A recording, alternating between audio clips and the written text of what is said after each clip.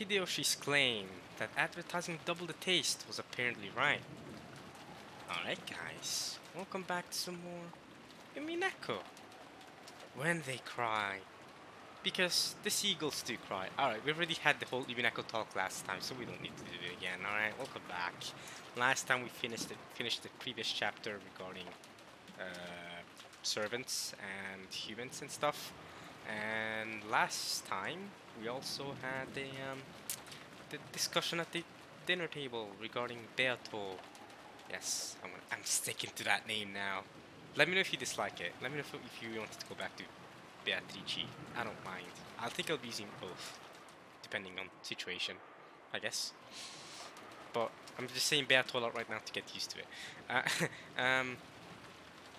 And that is actually, well, yeah. Anyway, last time, yeah, we had the discussion at the dinner table regarding Beato and what she's doing in the mansion, how she's connected to Ginzo, etc., etc. And we kids got kicked out to be sent here at the guest house to have her desserts here. Maria got mad, but luckily George calmed turned it down so that she can talk about Beato over here with us.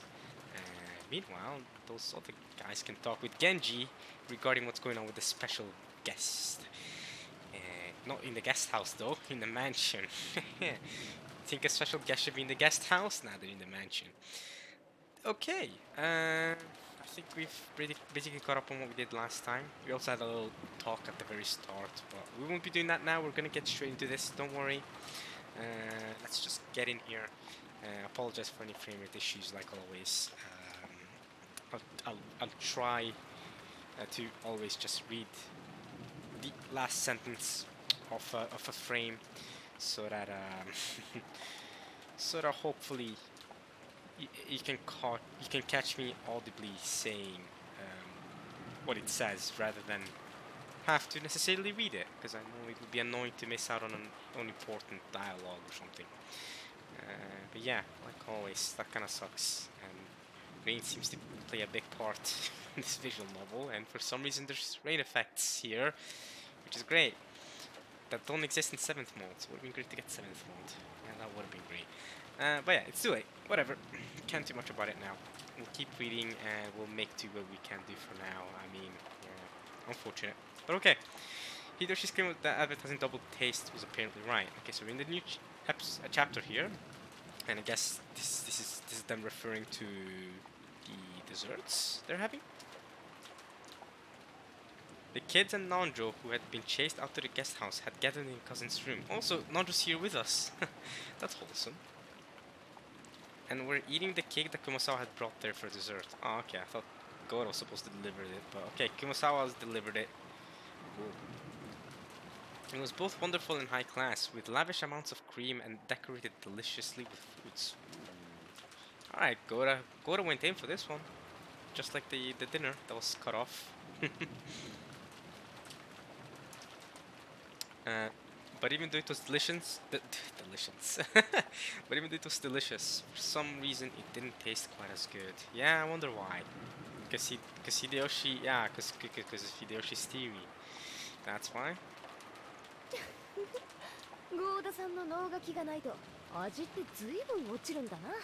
Without Gora-san's advertising, it doesn't taste nearly as good.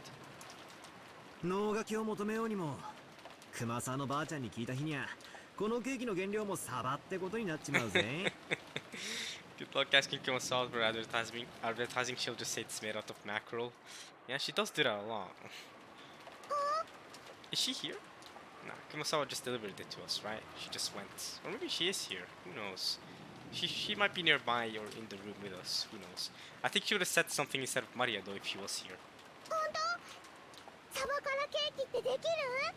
No, Maria, at least as far as I'm aware. I mean, I'm not a chef. I'm not Gora. I don't...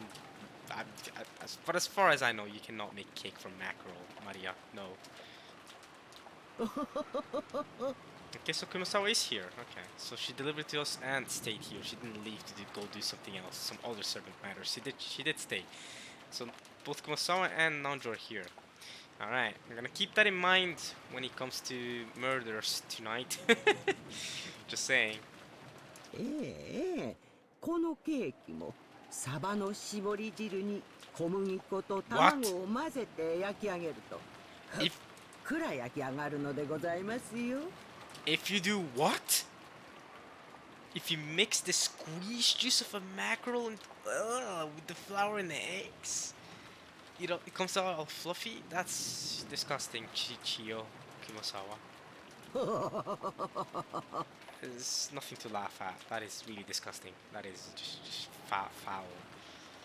それが本当ならすごいね。お父さんの店の新メニューにサバケーキとか登場するかもしれないよ。Maybe mackerel cake will show up on the menu. The new menu at father's stores. Kinzo has stores. Alright. サバって栄養満点でヘルシーっぽいイメージがあるしよ。女性とかお年寄りに人気が出たりしてな。Well, Lucha has a healthy image. Could be really popular with women and old people. 俺は食わねえけどよ。 But I'm not gonna get anywhere near. Hey, same. Hey, I don't care how healthy it is. It's still technically cake, right? So, and if it tastes like mackerel, cake or I like mackerel, but I wouldn't like cake mackerel. I'll stay away from that. Yeah, I'm with you there, Battler. I'm with you there. I'm with you in a lot of stuff, actually. 女はそんなゲテモノは食わねえぜ。 Girls won't eat something that weird. 年寄りも遠慮したいところですね。Okay, I could expect this from Jessica. I expected that comment, but Nanjo come in here like, even old people wish to decline. That's funny. That's funny. Good thing we had a girl and an old person to to confirm for us that Bathler is just speaking rubbish. Everyone would say no to that sort of cake. It would not be popular with anyone. Kumasawa, you're old too. Well, you don't count though, because you're the one who brought up the conception. So hell nah. 美味しいんですけどね。 But it's delicious. Ah, but Kumasawa is also the combination of an old person and a girl. So maybe that's what you need. Maybe that's what Battler meant. So he's saying it'll be popular with old people and girls. Nah. It'll be popular with old girls. I don't know what comes in girls, because girls is technically just younger women, right? So old women. There we go. That's perfect for mackerel cake. That's why Kumasawa loves it so much. Who else is an old woman? Okay, well we don't. Beato would like it. Ooh, she's an old. Well, she's a witch. That's not a woman. Okay, I'll give you that. If Kinzo's wife was still alive, she'd be an old woman. But she's not. At least as far as we're aware. I don't mean. And yeah. I mean, we don't have any other old women to confirm, unfortunately. Kumasawa, you're the only only person that works with this. Kumasawa was really raising the mood with the mackerel jokes that were her specialty. But the sound of the downpouring rain invariably focused their concern on the mystery guest. In the end, it doesn't even matter. Okay, in the end, they ended up showering Maria with questions again, since she was the only person here to have met Beato. I'm gonna continue Beato. You guys can hear I've almost said Beatrice, but now we're gonna continue with Beato. We're gonna see how that goes, and if you guys don't like it, let me know, and then I'll continue with Beatrice again. Just want to try something different. It's fine. We can try something different for a change. Why not? Hour of Darkness. まさかあの話が本当だったとはね。 I never believed that story was true. その口ぶりだとマリアが魔女に会ってたって話は信じてなかったまでにも初耳じゃねってことらしいな。 So it sounds like this wasn't the first time you heard that Maria was meeting a witch, even if you didn't believe it. ああ、 Yeah. 夢見がちなお年頃のよくあるおとぎ話くらいに思ってたぜ。 Typical fairy tale for people of that imaginative age. But Maria's saying no, it exists. ベアトリーチェはいる。毎年親族会議に来るたびにマリアは会って一緒に遊んでた。Every year when we come to the family conference this year and we play together, that's fun. そうですね。ベアトリーチェ様は普段はお姿をお見せになりませんけど、心が綺麗で素直な方の前にはひょっこり姿を現していたずらをすることもあるそうですからね。Beato just appears to play pranks. She does play a lot of pranks, to be fair. Beato was a name. Okay, I should say Beatrice in this case because they're specifying the name. Beatrice was a name which referred to the being in that fairy tale about the Rokkenjima witch. Correct, the fairy tale. Because the family and the servants publicly accepted the image of the witch of Kinzo's delusions to keep him in a good mood, it became established as Rokkenjima's fairy tale or maybe a ghost story, right? And then now they're finding out that it's actually somewhat real. Maybe some parts of it are real. To the family members who knew that history, the fairy tale of the Golden Witch didn't have much substance. However, they hadn't been able to say that in front of Kinzo. Of course not. So to those who didn't know the history, like young Maria for example, it definitely wasn't unsubstantial, but a real legend of a witch. So Maria believed in the legend of the witch. That's what episode 1 is called, Legend of the Golden Witch. She swallowed it whole. That was natural for an unimaginative girl who believed in witches. So no one said anything to betray her dream. On the contrary, they arranged things together to get her excited about her dreams.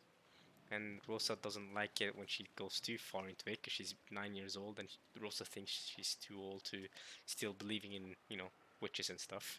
She also doesn't like it when she does ooh noises. だからマリアちゃんがベアトリーチェにもらったお菓子と言って僕らに見せびらかすことがあっても、多分誰かがそういうことにしてマリアちゃんの手提げの中にこっそり飴玉でも忍ばせたのだろうって思ってた。George thought that somebody had probably slipped a candy to Maria's handbag or something to create that impression that Beato gave her the candy. 私も昔に2度か3度そういうふりをしてこっそりお菓子を置いてあげたことがあります。 So you have secretly put sweets somewhere for her, Nanjo. おそらく熊沢さんにも、いや使用人の皆さんや後ろ宮家の皆さんも一度や二度はあるんじゃないでしょうか。 Nanjo suspects all of the servants of the Ishiruma family have done it once or twice. Just place secret candies in her handbag. 無邪気な小さい子が喜ぶなら口裏を合わせてお菓子を置いてくこともあるか。 That's wholesome. ってことはジョージの兄貴なんかだいぶやってそうだな。 In that case, I'll bet you do that kind of thing all the time, right, George? Does he though? まあね。Who knows? Maybe. Admitting that would probably be unrefined, yeah. George admitted it while being extremely wary that Maria didn't find out. つまりサンタクロースみたいなもんか。 Kinda, actually, yeah. Except Santa Claus has never appeared in human form. For me, at least. I need to specify that. For me or for anyone I've ever known in my life. I need to specify that because some people out there in the world have, or I haven't heard of them, but I know there's probably some crazy people, or I say crazy people, some people out there that have claimed that they've met Santa Claus in human form. They've actually met him. So that's why I say me or anyone I know, because for me, Santa Claus is different than Beato. Because for Beato, they have 3 relatives that have said that they've met her. Right? If 3 relatives of mine had said that they've met Santa Claus, that would change things a lot, actually. That would be, yes, then that would be very similar to the case of Beato and her appearance. But in this case, Battler's right, yeah. 子供の夢を守るために両親がグルで嘘をついて寝静まったこの枕元にプレゼントを置いていたと。 Maria's 9 years old. Surely she knows Santa Claus doesn't exist, right? Battler's not spoiling the fun here, right? Saying that, oh yeah, parents plot and lie and set aside presents for the kid so that, you know, so that they think that Santa Claus visited them, right? Obviously, Maria should know about this, right? When I was 9 years old, I definitely knew that Santa Claus didn't exist. I mean, there was actually never a point in time where I thought Santa Claus was actually existing. No, I'm not gonna lie, my parents didn't even they did not care to try to. No, it's just like, I don't know, we don't really celebrate it like that. It wasn't like a big deal. It wasn't like I had that moment as, I don't know, a 4-year-old where I found out Santa Claus didn't exist and I went, oh my god, like that never happened. So yeah, but even then, I feel like even if your parents did put an effort in trying to make you believe that Santa Claus exists as long as possible, even though they knew that eventually you'd know that it doesn't exist. I feel like if you're 9, at that point you know, right? Because when I remember when I was 9, I was because that's when I rewatched One Piece. Yeah, when I was 9 watching One Piece, definitely, hell yes, definitely, did I already know that Santa Claus didn't exist. Although again, this is Maria, and she has been a bit of a different kid than most kids I've seen, but that's not inherently bad in itself. But it could mean that maybe she still thinks Santa Claus exists. Let's see if Battler has spoiled the fun or not. 子供の夢って守ってあげたいし、私は当然サンタなんていないってとっくに知ってるわけだけど。 Oh, boo-hoo! You're also twice Maria's age. Come on now. And I just said that Maria should already know that Santa Claus exists. Come on now. Come on now. You're expecting someone half your you're treating someone half your age the same as you are. Someone that might already or probably or should already know that Santa doesn't exist. So come on. もし覚めなくてもいい夢だったなら一生信じていたかったぜ。 If I was getting not awake from that dream, I'd have liked to have believed in my whole life.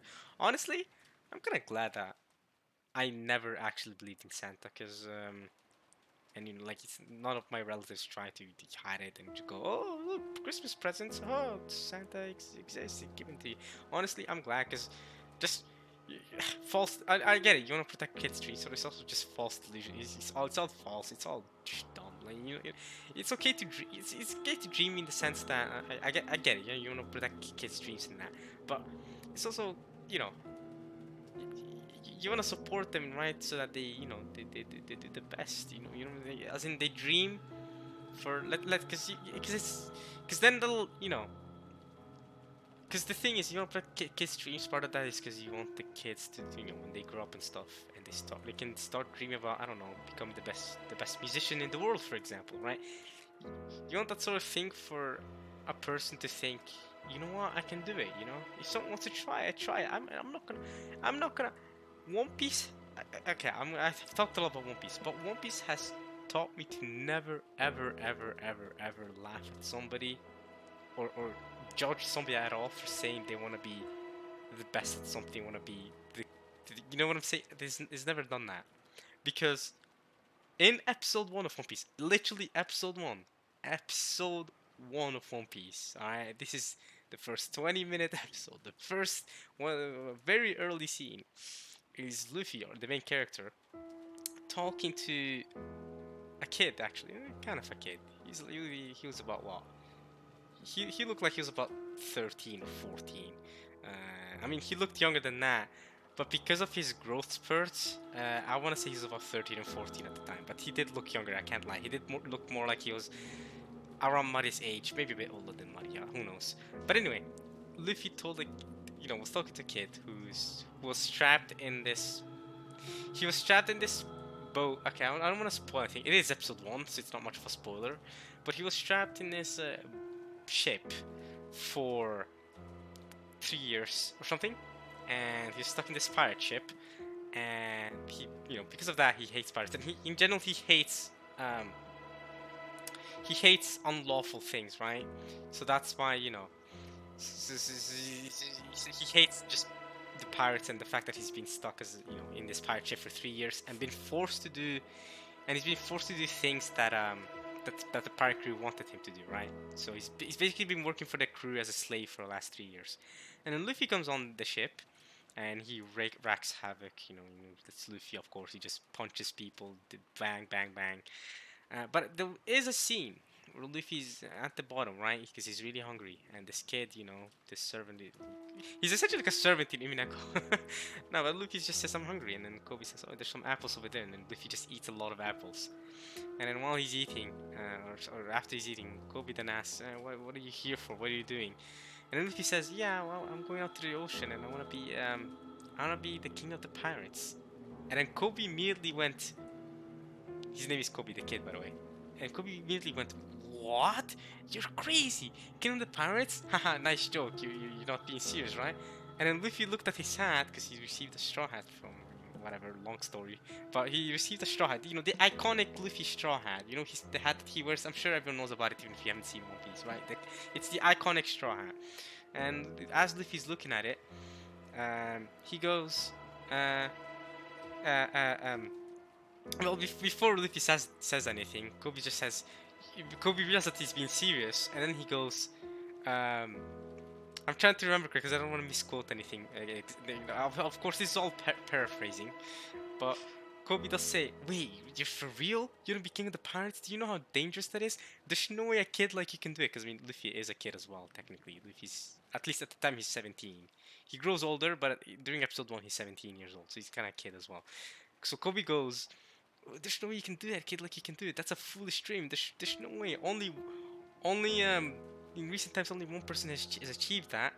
Over 20 years ago, Goldie Roger. He's achieved that incredible feat that thousands of other pirates have tried to do, and nobody's ever really is gonna do it.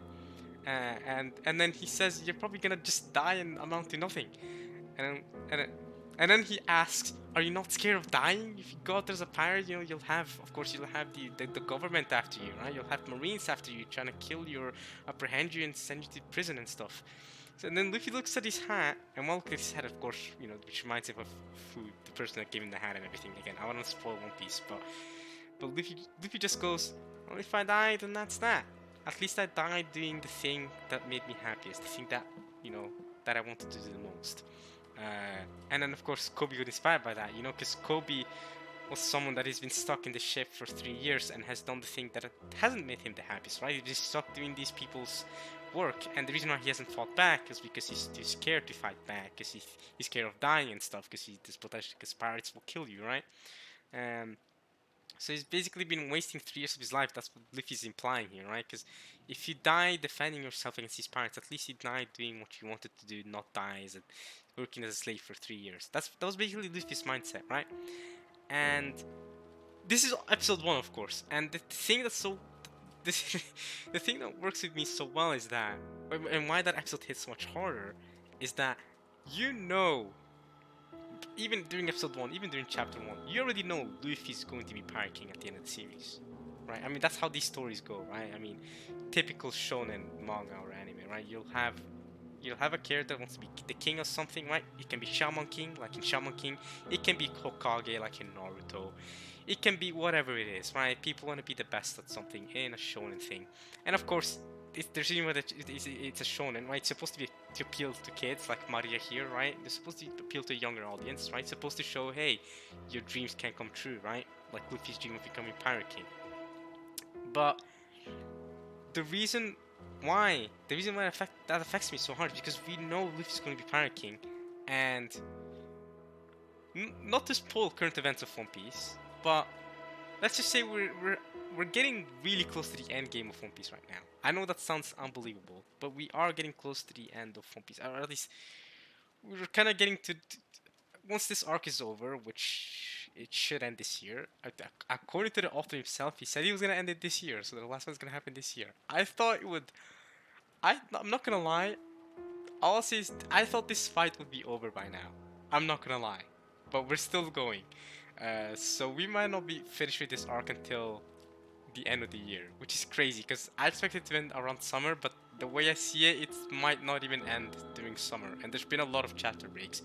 But point is, we're getting close to the end game, and of course, all I say is Luffy's getting closer to Pirate King. Obviously, that's what's happening, and Luffy, when he met Kobe during episode 1, he was just a nobody kid. He was a 17-year-old kid. His boat literally sank, so he didn't have a boat. He didn't have any crewmates. He didn't have anything going for him, honestly. He literally had nothing going for him other than the fact that he ate a devil fruit, which gave him special powers. But there's a lot of people that have eaten devil fruits that have died at sea. It doesn't matter, and he can't swim. He really didn't have much going for him. Luffy's not an underdog though, that's important. Luffy's different from, let's say, Naruto, who's an underdog. Well, I wouldn't really call Naruto an underdog either. Rock Lee, sure, but I won't call Naruto an underdog. He was despised by his village, sure, and he was looked down upon, but at the same time, he did have the fox powers, and eventually, spoiler stuff, that made him great from the start. Naruto was destined, or well, I say destined. It was more like it definitely wasn't destined because Naruto as a person is the reason why Naruto went the way it did, right? The series. But the thing is, I won't really say Naruto's an underdog as much as Neji did, because Neji didn't have that fox powers. It's not the same for me. But Luffy, especially after recent events in the manga, he's not really an underdog either. So that's not the point I'm trying to make here. The point I'm trying to make is that Luffy really didn't start from much. He wasn't an underdog, but he didn't really start from much. And the reason why I don't think Luffy's an underdog, I wouldn't say that's an underdog thing, is because a lot of pirates don't really start from much either, right? They just have a boat or buy a boat or something, and then they travel and randomly, right? It's not like pirates from the get-go have huge potentials. You know what I'm saying? But Rock Lee, for example, is an underdog because from the start, from something he can't really even control, he was already put down, so he had to learn how to do taijutsu and stuff like that. Or like in Megalobox, how Joe, I don't know if you've seen Megalobox, but Joe is basically an underdog because he had to start with underground fighting and had to do some scummy things to get to the top and fight against among the top people, which he did all during one season. Really good show actually. But Luffy's not necessarily that. But the point was that. And the way this is all connects to Umineko, which I've been talking for the last freaking while, is that Luffy will achieve Pirate King, even though he hasn't yet in the manga. He will achieve Pirate King at some point, and of course, as the arcs go, he's getting closer. I mean, there's setbacks and all that, but it's typical of a shonen manga. And of course, it is, like I said, it is a shonen manga, like I literally just mentioned. So of course, it is more idealistic and that. But the point is that. Kobe kind of laughed at his dream and thought his ambitions were just a joke and didn't take them seriously. And now we know it's for real, right? Luffy's becoming a Pirate King for real. And that has basically taught me to just never... That discussion in episode 1 is... I'll never forget because that has taught me to basically just never laugh at people's ambitions or dreams, right? Because they can start with not much, not underdogs necessarily, but they can start with really nothing, right? They don't, you know what I'm saying? Because it's all about the effort you put into something and that grind set, basically, right? The person that grinds, that hard work, and you dedicate years and years into something. If you really wanted to, you could become the best musician. And of course, the chances are not with you, right? Of course, the statistics don't support you, right? If I say I'm going to become the best musician right now, I mean, personally, with me, I don't have that ambition. I don't have the motivation. So that immediately makes it impossible for me to become the best musician. But if someone does have that ambition, and does put a lot of hard work into it, of course, even then, statistics say you're probably not going to be the best musician ever. But it's not something that I laugh at. Because yes, Luffy's going to achieve it because he's meant to achieve it. But the point isn't that Luffy's achieving it. That's another thing with One Piece, is that the point is never Luffy achieving Pirate King.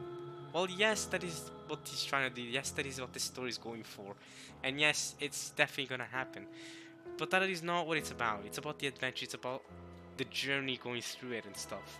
So, one of the worst things you can really do with One Piece is read the start and skip to the end because you don't know what the One Piece is, and skip everything in the middle. Because then you've skipped 95% of the whole point of One Piece. You know, knowing what the One Piece is like, as much as I want to know what the One Piece is, and as much as I care about it, it's really only just less than 5% of the point of One Piece. You know what I'm saying? The actual One Piece isn't what we're really here for. So anyway, um, um, so here when Jessica's here saying that you want to protect kids' dreams and you found out that Santa didn't exist a long time ago and she'd have wanted to believe it in her whole life. I agree. Like you want to protect kids' dreams because you want to make. Because I want people, or I think it's fine for people to think that they want to be the best at something. I think it's fine if someone says, "Oh yeah, I want to be the best football player in the world." You know what I'm saying? Oh, I want to be the next. I don't know, Cristiano Ronaldo or something. You know, I think it's fine. And while the statistics, like I said, the chances are it's not gonna happen, right? But that's just being a pessimistic goober. um, and basically, One Piece has had such an impact on me that I just think differently than that. I think the One Piece has taught me to think, or at least the way I've seen to think is basically that you should have, let's say, let's put football player as an example. You want to be the best football player.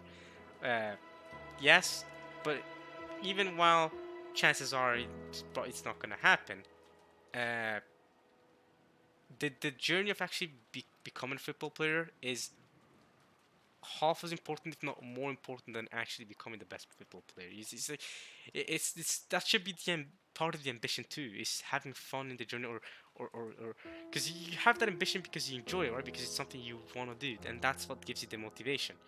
Um, and that's why I think it's fine to think, oh yeah, I want to be the best at something. And again, it does actually relate to the Kenzo Nando discussion they were having during their chess game, where Nando said that half the half the reason you're playing chess is not just to win, but it's also to have fun in the way. This is kind of some same similar sort of mindset, where half of the reason you want to be the best football player is not just because about being the best football player, but it's also about enjoying football, right? And it does also tie into one of the themes that One Punch Man. Okay, we're going through very different series here. But one of the themes One Punch Man has, where Saitama, he is the strongest person in the universe. Right? He's so strong. He beats everyone. He's the best, right? He's become the best, right? He's become that Pirate King. He's become that best football player. He's become the strongest. That's Saitama, right? He's become the strongest. And one of the themes it brings up, that King is a character in One Punch Man, by the way, who's also supposedly one of the strongest, but he's not really. It's all a joke. He's actually super weak, but it's funny. But King understands Saitama and talks to him and says that, and criticizes Saitama's successes, saying that, well, yeah, you're the best now, but what now? You know what I'm saying? You have nothing to strive for because you can't be better than the best. Can you? You're just the best now. You know, you have nothing to work for. You have nothing to strive for. The journey that makes it so fulfilling to become the best is gone for you now that you're the best. So arguably, you never really want to become the best. You always want to have that thing to work towards, right? That's the sort of thing One Piece is arguing for. Even if Luffy does become the best or does become the Pirate King, the sort of thing One Piece is arguing for is not that. Yeah, reaching destination is important because once Luffy becomes Pirate King, he does find the One Piece. Then what then? Well, he lives a happy life, marries, I don't know, one of the female characters in the show, gets a kid, done. Like a typical shonen. Sure, I mean, that is what happened with Naruto, let's say. But, and as much as I don't really care if that happens or not, I don't really care if Oda decides to go through the route of having Luffy birth a kid or something like that. As much as I don't mind it, that's not my takeaway from One Piece. My takeaway is that, similar to that criticism that King gave Saitama in One Punch Man, that it's about the journey. You know what I'm saying? It's about the journey. So even if it's 1,000 chapters, the journey is just as important. And having something to strive towards, even if it's something ridiculous like being the best at something, it's not something to laugh at. It's something to respect, if anything, because that means they'll always have something to work towards, really. And that's why I don't really laugh at it ever. I mean, no one's ever told me they want to be the best at something, to be honest. That's not a typical dream or ambition that people have, or at least will tell you because of that embarrassment. You know what I'm saying? right? Nobody's gonna come to you and tell you, yeah, I'm gonna be the best. What did you use musician as an example last time? Artist, I don't know, whatever it is, painter. Nobody's gonna really tell you that because they know it's an embarrassing topic. They know it's even if they, even then, and they think, oh yeah, I'm definitely not gonna become the best. It's fine. I don't, even then, so obviously people are not gonna mention it, but and I'm not gonna mention either. You know, I don't really aim to be the best at anything myself, but again, that is not my takeaway. My takeaway isn't that you necessarily need to have something that you want to be the best at for you to have that sort of journey. The point is that the journey is important, and that even if you don't want to be the best at something, if you want to be better at something, and considering there's all these people that are better than you at something, then I think it's healthy that you do the journey, that the journey is important, and that you always compare yourself to yourself and not to anyone else. That sort of thing. I went on a huge ramble there regarding nothing that has anything to do with Umineko for the most part, but I did want to explain my POV on this whole kids' dream stuff, right? And you know, you do want to protect kids' dreams, because yes, I want to. The way I see it is, yeah, I want to protect.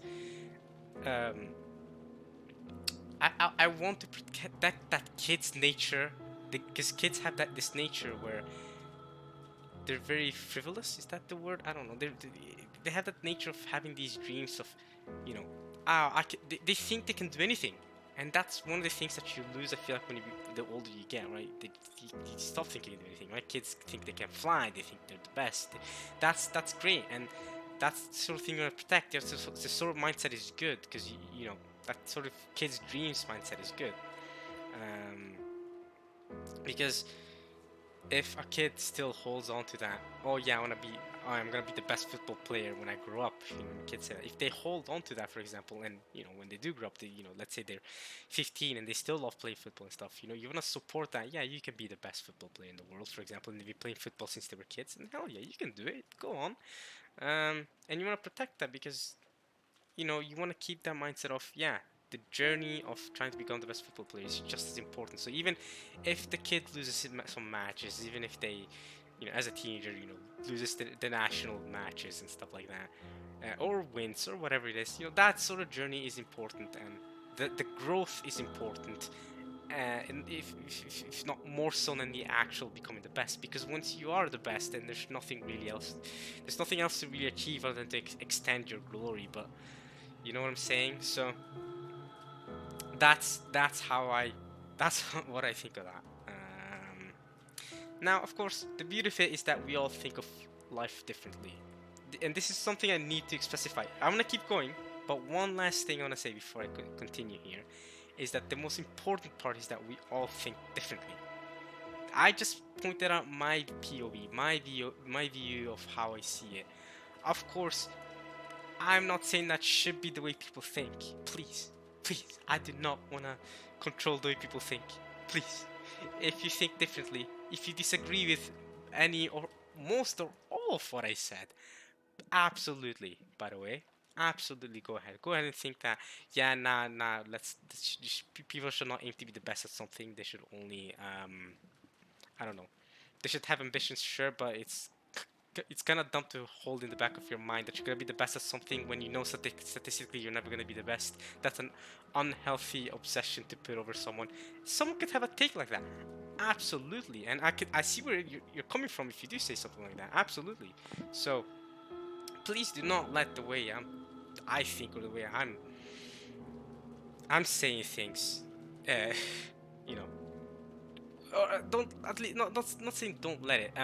Don't think that I'm that I'm saying this is the only correct way to think, or the only correct way to do stuff. You know what I'm saying? I hope that makes sense. I'm not the person who holds the correct answer in things, in this matter, for example, or in anything. I think the beauty of it is that we all think differently too. I think that's a big beauty of it. But I'm just saying why I think that, and where it came from, basically. In a way, One Piece has inspired a lot of the ways I think about stuff, for the better or worse. if you agree on me on a lot of the take I had, or this little take I had, this little ramble I had, then I guess you would think that One Piece had a positive effect. If not, you think it had a negative effect.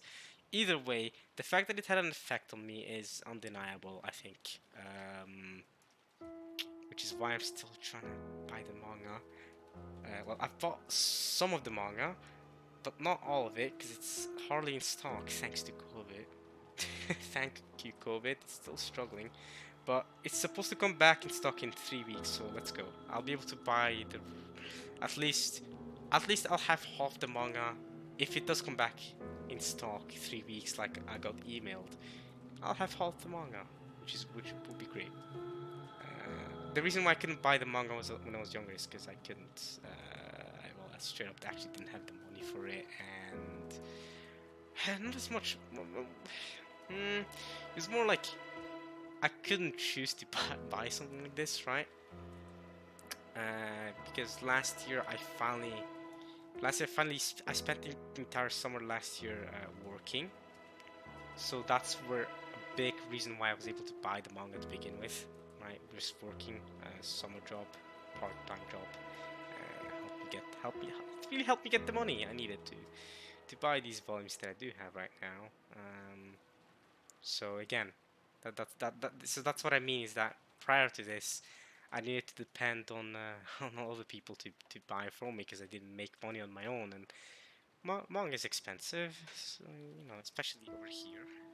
Definitely more expensive than it would be in, let's say, the United States. It's definitely cheaper to buy a manga over there, because you'd have to ship it, and there's no real... Manga isn't really procured here, so it's not the same way in the United States is. So, I mean, especially English translated mangas often originate from the United States. In fact, these manga volumes that I do own are from the United States, I believe, or at least they were translated by an American company, I want to say, and the translations it was all done in America, basically. So it's definitely cheaper to buy it there than here, but. Yeah, sacrifices have to be done sometimes. You don't have to pay that much more either, but it's shipping fees and different fees regarding different country laws and a whole bunch of different aspects go on to this.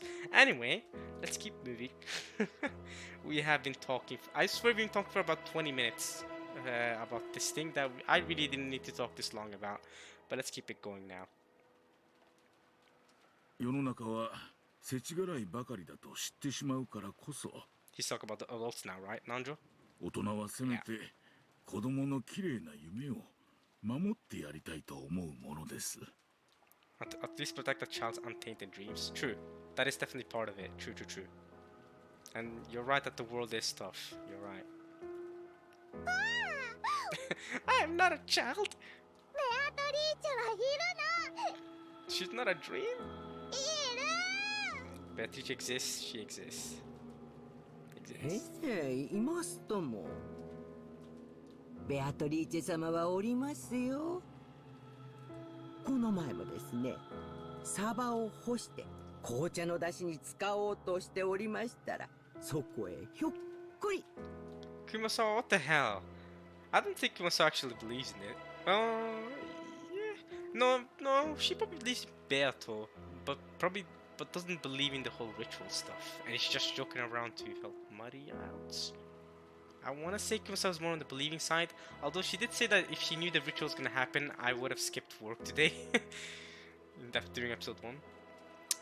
But what the hell are you on about, Kumasawa? Dry mackerel to make some black tea. What the frick are you on about? What is it? What even is that? まあつまりこういう調子だったはずなんだけどね。That's basically how it went, or at least how it thought it went. つまりマリアを除けば誰も信じてなかったはずの魔女ってわけだ。She's a witch that supposedly no one believed in except for Maria, but now she's becoming real. 少し言葉が足りないね。信じてなかったんじゃない。信じさせてあげようとしたんだ。It's not that we didn't believe, you were trying to let her believe. But you also didn't believe. I see what you mean, but it's not that we didn't believe. I mean, it's also that you didn't believe, but it's also partly, I guess, that you didn't have proof of it to believe. You know what I'm saying? Like like now, you probably believe it more, right? Because you have some proof of it for believing in it, because adults believe in it. That's probably part of it, right?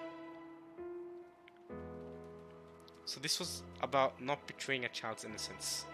There's also the fact that Maria's been claiming it exists for a while now, but now two adults at the same time have said that they've met her during the same day. That adds to helping people acknowledge that she exists. But Santa doesn't exist in reality. If you don't want them to be all disappointed when they learn that, you should just not give them that dream in the first place. See, that's again, I don't know about that one. Well, yes, I wasn't given that dream in the first place. I agree, but I don't know about that one, because then I'm gonna get back into talk I was on about earlier, because I did go on a long ramble. But you should not give them that dream in the first place. So I don't know. I still think if people, let's say, want to dream about becoming the best football player, becoming the best, I don't know, musician, becoming the best painter, whatever it is, man. Becoming the best skateboarder. Who knows? Who knows? Whatever it is, you know. Well, if you don't want to be disappointed by reality, just don't have that dream in the first place. And I don't like that take personally, because it's not about believing. It's not about believing that you're gonna be the best skateboarder. Let's go with that. Sure, that is actually the biggest point of it. The biggest point of it is the journey you have through it, right? So kids, well, yeah, sure, they'll be, when they learn this exist, they'll be bad, of course. If you really want to use kids as a comparison here, but at least the fact that their parents went through that effort to give them the presents, to act like Santa does exist, to do all of that, kids will appreciate that. Will appreciate that their parents are giving them attention and helping them out, and making sure that they're happy. You know what I'm saying? That sort of journey, that sort of, and the gifts, of course, the gifts themselves will be a part of the happy journey. If you really want to use kids as comparisons, but that's what I mean. You just don't give them that dream in the first place, then it's just, it's bad. I don't know. I'm not fully with that take. And yes, even though I was someone that didn't believe in Santa to begin with, it's still just, I don't know. Did I think like that because I was still a long way from becoming a full adult? Battler had finally attained a level of understanding about the true form of the Rokkenjima witch. But the current situation lay on an even higher level of understanding than that, and overturned all its premises. Maybe because Battler is between the line of being a kid and being an adult, and because like Nando was saying that adults know that life is tough, and maybe Battler hasn't experienced that for real. Right? 18-year-olds haven't really experienced the toughness of life for real. But Nanjo, who's what, 60 plus, 70 years old, 60 plus, I want to say, would know that how tough life is, right? He'll know how tough life is compared to you. Definitely compared to me. I don't think I definitely don't know how tough life can be for sure, because I know I'm still fairly young, for example. So I think that's what's going on with Battler right now, maybe. And overturn all its premises. という認識だったはずの魔女のベアトリーチェ様が実際に現れちまったと、そういうことか。Yep, we believe the Beatrice Sama to be there, but then she appeared, right? しかもだ、おじさんたちの騒ぎを見る限り、どうも招かれた客でもないらしい。Correct, she was not an invited guest. こりゃ面白そうな話だぜ。Sounds kind of interesting. Sounds like a murder story. ベアトリーチェという女性が実在しないという前提は実は存在しない。Correct. ルドルフおじさんも言っていた悪魔の証明そのものだよ。Correct. Although wasn't it someone else that called it the devil's proof? Wasn't it literally Battler, Yeah, wasn't it literally Battler himself standing next to you that said that called it the devil's proof? Rudolph, Rudolph just said the opposite of devil's proof. Ru- Battler was the one that was talking about the devil's proof about how you can't say that something doesn't exist. That was what Battler was saying. Rudolph was saying that the opposite of devil's proof, where if you find proof that something does exist, then it does exist. ベアトリーチェと名乗る女性の存在を僕たちは誰も知らなかった。 None of us knew that a woman calling herself Beatrice existed, including Battler, and that's why Battler was talking about the devil's proof. I'm just saying, nah, give credit where credit's due. Battler was the one that was talking about that. Come on, George. Unless I misremember last part somehow, which I could be. I've done that before. I am dumb like that. でもだからといってそれがベアトリーチェが実在する可能性を否定できるわけじゃない。 But that doesn't mean we can deny the possibility that Beato exists. True. True. 南條先生はじい様との付き合いが長いですよね。 Nandro has been friends with Kinzo for a long time, yes. Do you think that's gonna give a clue somewhere, Jessica? 一時期親族会議でクラウスさんたちに随分と聞かれた話ですな。その昔金蔵さんにベアトリーチェという愛人がいて、その隠し子がいるのではないかという話です。 So Nandro's saying that there was a period where he was questioned a lot in the family conference by the siblings and stuff about whether Kinzo had a mistress or a hidden child or something. なるほどな。親父たちは遺産分配で頭がいっぱいだ。 Oh yeah, they're all about inheritance. そこに愛人の娘なんてのが現れれば面倒なことになるのは火を見るより明らかってわけだ。 Correct. If some hidden child showed up, it would meet trouble. クラウスさんたちも最初は源氏さんに聞かれたのでしょう。 Probably, actually, yes. しかし源氏さんは金蔵さんに忠誠を誓う側近で、多分私よりも金蔵さんが心を許す親友です。 Genji is probably a more trusted friend to Kinzo than myself. Yeah, I would say so. The way Kinzo's talking about Genji, he did say he was his only real friend left, or one of his only friends left, really, other than you, Nanjo. So I would agree with you there. 源氏さんは多分何も語らなかったのでしょう。 But I don't think Genji's the sort of person to lie. If Genji saw Beatrice in any way, he'd say, yeah, that's Beato. Genji wouldn't lie to them. Unless Kinzo specifically ordered him to. If Kinzo told Genji, don't tell them about Beato's existence, then... Or that Beato's visited the mansion, then yeah. But that's just what I think. それで次に古い友人である私の方に話を聞こうということになったのでしょうな。 They turn to you. But yeah, I don't think Genji's the sort of person that wouldn't reveal that sort of thing. But I don't know. We haven't, like I said, Genji's still a very mysterious person. で結論として南條先生、じい様にベアトリーチェという愛人はいたんすか？ Not that Nanjo's aware of, no. Did grandfather have a mistress called Beatrice, Dr. Nanjo?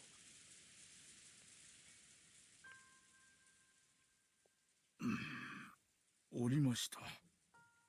Okay, he did, apparently. いえ、私は会ったことはありませんぞ。 No, I have never met her.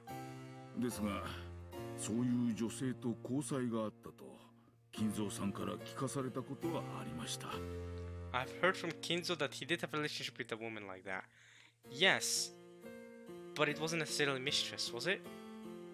相当昔にお亡くなりになられたそうで。 He said that she passed away a very long time ago. What the frick? She's a witch. She doesn't pass away. Not in 1,000 years, at least. 死んだ。 She's dead.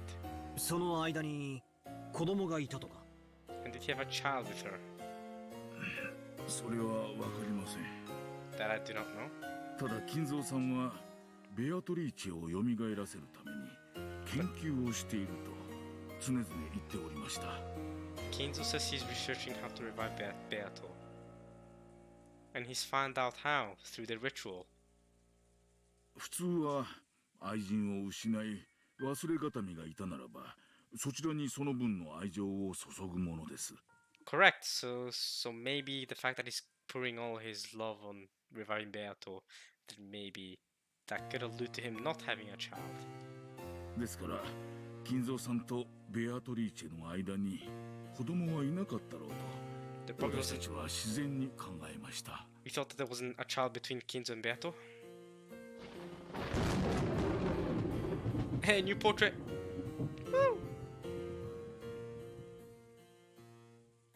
んってことはそれも悪魔の証明になっちまうな。 Yes, we can't prove that Kinzo doesn't have a kid. Unless Kinzo Yes, correct. なるぜ。愛人との間に子供がいなかったことは証明不能。 Correct. 現にこうして現れた以上、いたってことになっちまうわけ Okay, だ。 well, we're assuming that this again. We're still assuming that this is a child with his mistress. This is a lot of assumptions right now. We don't really know who she is because she hasn't stated it, and we haven't really been told that yes, she's the child he had with his mistress. We haven't been told that, so we're assuming this. So now that she's actually appeared, we have to assume that he did. Maybe that is if she is. Again, we're assuming that she is. We don't really know who Beato is just yet. 少し暴力的な理論だね。 Agreed with George. There you go. George is with me. 後宮家の遺産問題でトラブルが生じていることを聞きつけ、何者かがおじい様の大昔の愛人関係を知り、それを装って遺産問題に食い込もうとしているとかの方が現実的だよ。So someone found out about grandfather's relationship with a mistress long ago, impersonated her, and tried to work their way into the inheritance issue. 現実的ではある。 It is certainly more realistic, yes. But the devil's trick still works. しかし本当に彼女が隠し子で、しかもその上じい様に顧みられなくて孤独に生き復讐に帰ってきたって設定も否定はできねえよな。 A hidden child who lived in isolation who's returned for revenge. Dang, what a story that would be. 復讐？ Revenge? I mean, if Kinzo just forgot about this hidden child and stuff, then yeah, it would come for revenge, maybe. なんだよそれ。 The hell did that come from? I mean, come on!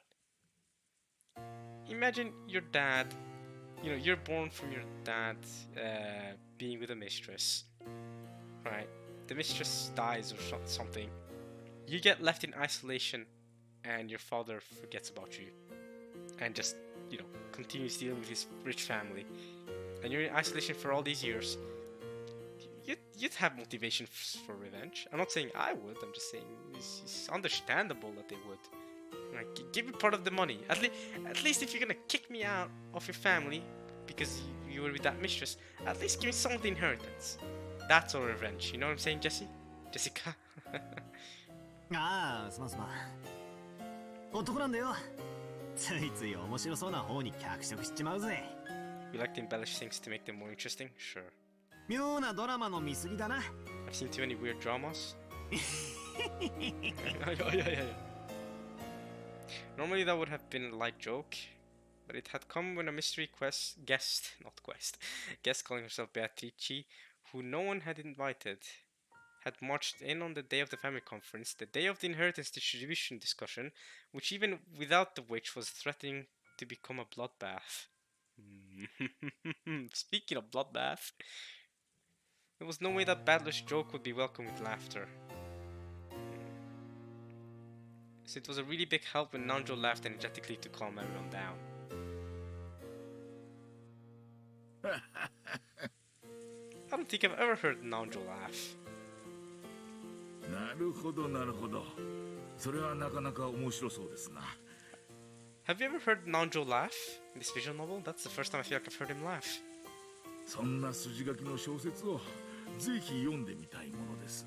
I should love to read a novel with a plot like that. I feel like they're metagaming us right here. There probably is a novel with a plot like that. Is this a reference to Higurashi? Let's try. This visual novel loves to metagame with Higurashi. Let's see. Is there a metagame there? Mistress comes back for revenge. Does it have something to do with Rena, maybe? Rena and her dad? Rena. Oh! Oh, yeah, it does have. Oh my god. Oh my god. If that's the metagame that the author was going for, that is big brain. Wow. Right, because Rena. But Rena went for revenge after the pink haired woman that her dad was with. Wow. It was kind of revenge for her dad, too. Wow, I would love to read a novel with a plot like that. Higurashi. Although, to be fair, that is not the main plot. I mean, as in, that is, yeah, side plot, and it is relevant, of course. It's a very important character plot, but it certainly is not the main plot. But yes, it is quite interesting, Nancho.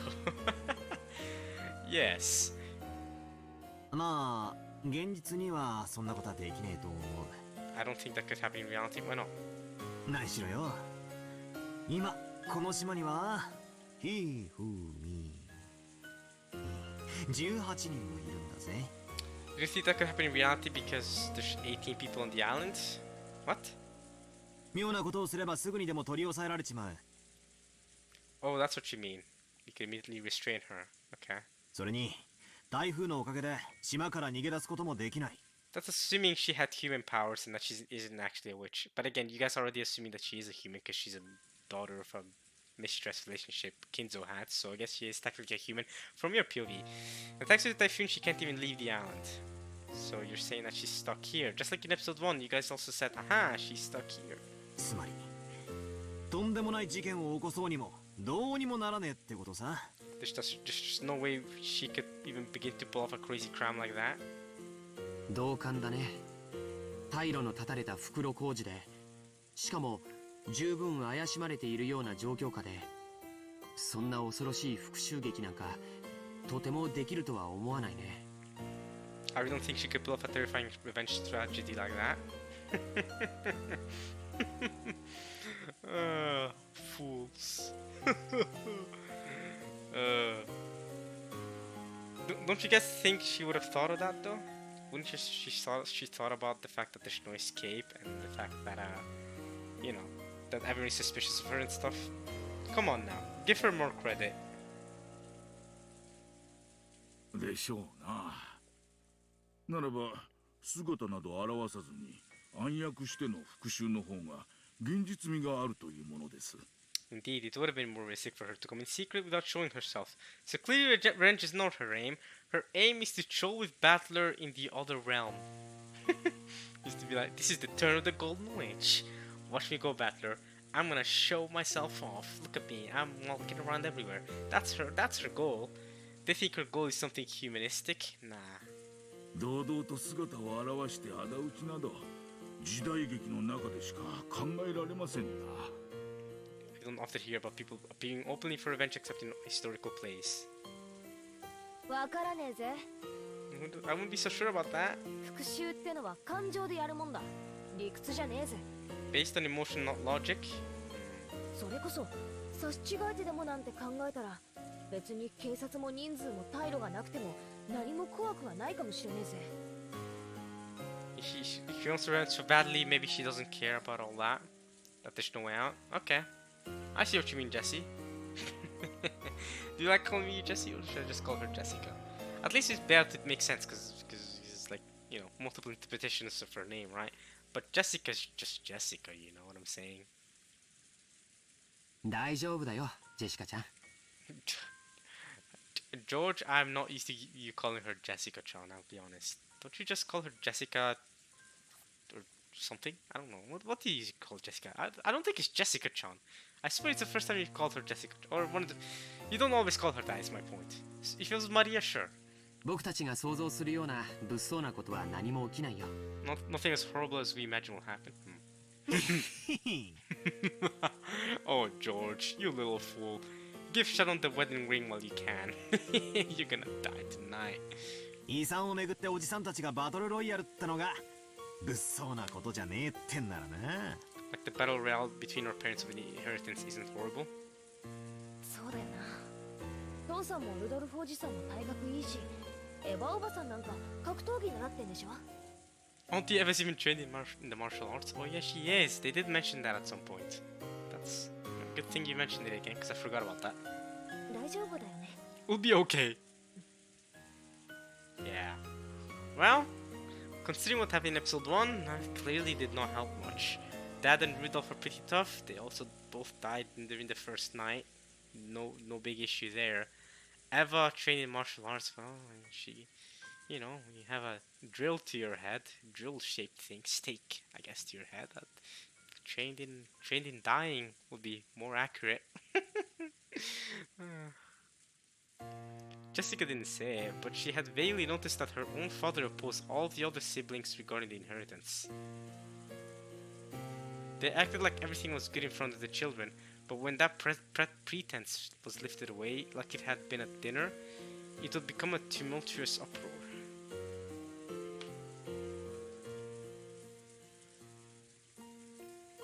It was only natural that Jessica, realizing that, would be frightened that her father and mother had gone into some kind of trouble, and were about to be sacrificed for something terrifying. Terrifying. だよな。ジョージの兄貴の言う通りだぜ。何も起こらねえよ。魔女様の名前を語ろうとも魔法も使えない人間の女が一人で何ができるってんだ。Now they're just teasing it. Now they're just doing it on purpose.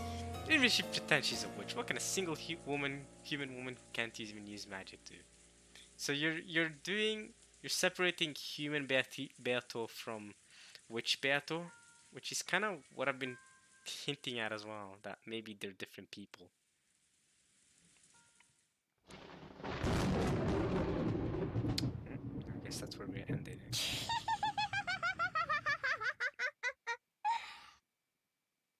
Are we ending it there? Yeah, Muddy's gonna go on a whole ramble, you know. And it would be really fun to start next part with just Muddy going. I think that would be that would be such a great way to start off next part. That is a once in a lifetime thing I can do. That I'll never be able to do again. So while I can't continue right now, I think I'll stop there. And just hope you guys enjoyed this part of Minako when they cry. We didn't make much progress because of me rambling about kids and protecting their dreams and stuff. But I am still very satisfied with how it went. And again, our aim is not to finish this as fast as possible. Our aim is really to enjoy ourselves with this, because I mean, if let's say if once we finish this visual novel, right, we'll miss it going, oh man, I wish I could read it again, without knowing anything. You know what I'm saying? What the hell did Ads just post on his YouTube channel? What the hell? Alright, well, I guess I gotta watch that.